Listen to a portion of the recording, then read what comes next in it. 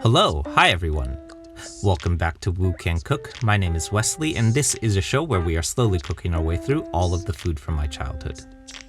Today we're diving back into our series dedicated to actually decent vegetarian recipes with a pantry-friendly rice noodle stir-fry that I love to whip up when I just honestly don't feel like cooking. We've all had those moments, right? For those new to the channel, in this series, we have been working on addressing the fact that the vegetarian recipes that I come across, particularly those using tofu, are frequently adaptations of meat-based recipes that use tofu as a meat substitute, which never works because tofu is nothing like chicken.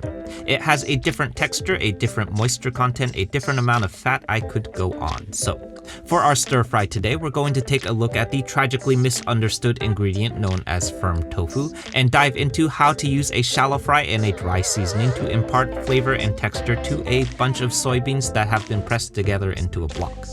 To go along with this, we're also going to take a look at some dry rice noodles, which you will likely have seen me use pretty often, since they are incredibly pantry stable and very useful to keep on hand for that weird Wednesday evening when you just worked a 14-hour shift and you really just want food to appear in front of you. Okay, so let's get into it. In my head, I stick that I'm always dreamed. So what's the difference when the bird burns down on its own? And ooh, baby, can I be honest?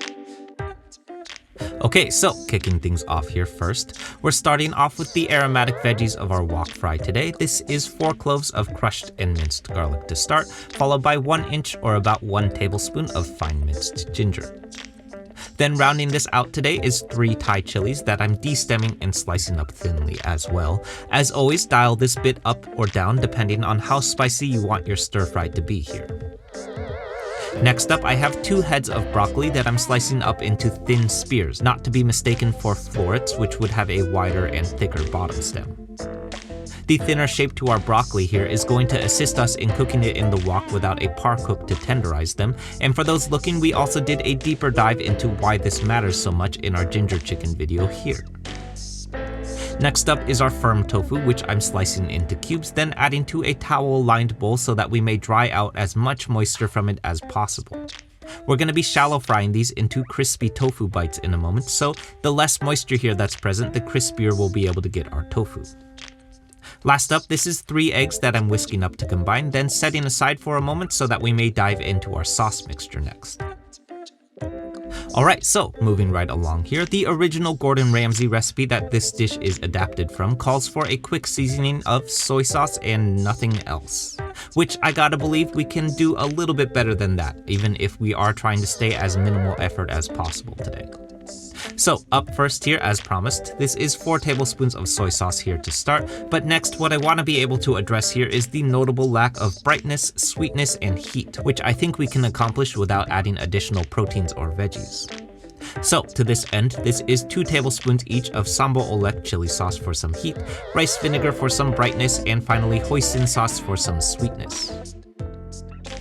Moving right along to our rice noodles next. Those following along with this channel will know that we frequently employ the use of the incredibly delicate and perishable noodle known as fresh chow fun. For those fortunate enough to have access to this stuff, you can find fresh chow fun at most Chinese grocery stores. It is very perishable. Chow fun generally goes stale within 24 hours and cannot be refrigerated, so you'll generally find it near the front of the store since they'll be stocking this stuff fresh every day. For those not so lucky though, I also love to keep some dried rice noodle on hand, often labeled rice stick or something similar, but not to be mistaken with dried vermicelli, which is something entirely different. Dried rice noodle is as stable as a dried pasta is and can be rehydrated in boiling water in about 5 minutes, which is perfect for our quick Wednesday night meal today. Over on the stove, I have my wok heating up over medium heat here, then I'm adding 4 tablespoons of peanut oil and, as always, long yao for that nice non-stick surface. We're shallow frying our tofu today, which of course means that if you've got one, a round-bottomed wok like this one will benefit you greatly since it will focus the oil into the center of the wok where you may do your shallow fry. I'm giving my tofu about 2 minutes per side until golden brown, then removing to my largest mixing bowl so that we may dry season with a half teaspoon each of garlic powder, onion powder, chili powder, and kosher salt. Now, at this point, some of you may be tempted to do things like marinate your tofu or saute it with a wet sauce or anything else that you might do with a meat-based protein. But I'm here to remind you that this is not chicken. This is a block of soybeans that has been pressed together, so stop treating it like meat. That's not how it works. Alright, so up next here, I've emptied out my wok, reheated as hot as possible, then I'm adding 4 more tablespoons of peanut oil and doing 1 more long yao. Then next I'm adding in my broccoli spears and sauteing for about 2 to 3 minutes. We're looking for our spears to be crisp but not raw though. Then next we're shifting our broccoli to one side of the wok so that we may add in our garlic, ginger, and Thai chilies, making sure that they have solid contact with the wok surface.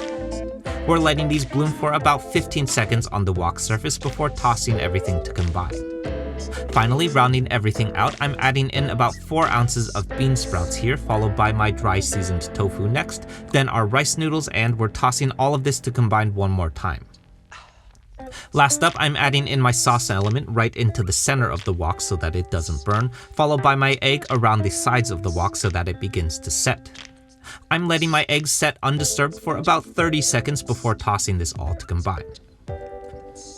Finally, I'm removing this all from heat and we're ready to eat.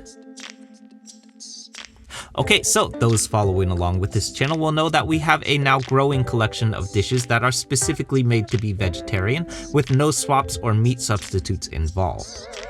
This is because Asian cuisine is filled with dishes that are specifically designed for the use of tofu as opposed to a meat-centered dish with tofu used as a meat substitute. This has often included slow braises to our tofu, such as our hongsao tofu or wusu tofu, or in our case today, a shallow fry and dry seasoning more akin to how I might approach a tempura battered veggie. The result is an independently flavorful and crisp piece of tofu that avoids the pitfalls of bland, dry, or mushy textures and flavors that often come with tofu-centered dishes. To go along with this, I'm also a huge fan of the simplicity of this dish as well. I think it usually takes me maybe 20 to 30 minutes to throw this dish on the stove, and I have absolutely pulled it together while half asleep, distracted, inebriated, and or all of the above, which makes it probably one of the most fail-proof dinner recipes that I think I have come up with so far. Okay, so that's it everyone. I hope you enjoyed this and I hope you give this one a shot. For those who are new to the channel, this one is part of a larger series dedicated to vegetarian recipes, so definitely check out that series next if you haven't yet because there's a lot of these. For the Bay Area locals, the Woo Can Cook Fried Rice pop-up is now at Wondrous Brewing every Thursday through Sunday, so come by and say hi then if you can. More about that at woocancook.com/eats. Also, in case you missed it, we've got t-shirts. I'm super excited to be partnering with my good friends at Pollywog Prints to make these super sweet Woo Can Cook shirts. They're super soft and comfortable and also have a picture of me on the back, which is crazy. We're selling these at the Woo Can Cook pop-up, or you can head over to woocancook.com/shop to grab one from the online store too. As always, like, comment, subscribe, share, be nice interneters, and I'll see you soon. Bye. And tell me, do you ever feel